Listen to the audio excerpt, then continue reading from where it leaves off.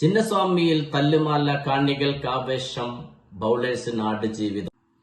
Hi, നമസ്കാരം. ഇന്ന് IPL-ൽ 240 പന്തുകളിൽ 549 റൺസ് പിറന്ന ദിനം.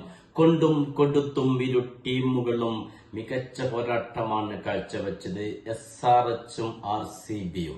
SRH തന്നെ ഈ സീസണിൽ പടുത്തുയർത്തിയ 277 എന്ന റെക്കോർഡാണ് ഇന്ന് RCBക്കെതിരെ തിരുത്തിയത് 287.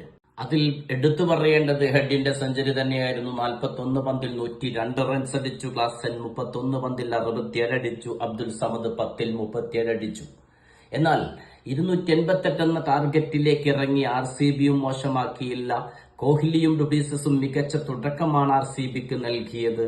പക്ഷേ തീരെ ഫോമിലല്ലാതിരുന്ന മാക്സ്വെല്ലിന് പകരമെത്തിയ വിൽ ജാക്സിനും കാര്യമായൊന്നും ചെയ്യാൻ കഴിഞ്ഞില്ല. തൊട്ടുപിറകെ വന്ന പടിതറും ചൗഹാനും നിരാശപ്പെടുത്തി. അതിനുശേഷമാണ് ദിനേശ് കാർത്തികിന്റെ ഒരു ഒറ്റയാൾ പോരാട്ടം. അത് എടുത്തു പറയേണ്ടത് തന്നെയാണ്. സ്ഥിരതയാർന്നൊരു പ്രകടനമാണ് DK ബാംഗ്ലൂരിന് വേണ്ടി നടത്തിക്കൊണ്ടിരിക്കുന്നത്. DK 35 പന്തുകളിൽ 83 റൺസ് സ്കോർ ചെയ്തപ്പോൾ അതിൽ 7 സിക്സുകളും 5 ബൗണ്ടറികളും അടങ്ങിയിരുന്നു. അദ്ദേഹത്തിന് നിർഭാഗ്യം കൊണ്ട് മാത്രമാണ് ഇന്നത്തെ സെഞ്ചുറി നഷ്ടമായത്. ഒരു പക്ഷേ സെഞ്ചുറിയും വിജയവും ഒരുമിച്ച് പിറക്കേണ്ടിയിരുന്നു. മറ്റു ബാറ്റ്സ്മാൻമാരുടെ പിന്തുണ ഉണ്ടായിരുന്നെങ്കിൽ. പക്ഷേ അതില്ലാതെ പോയി.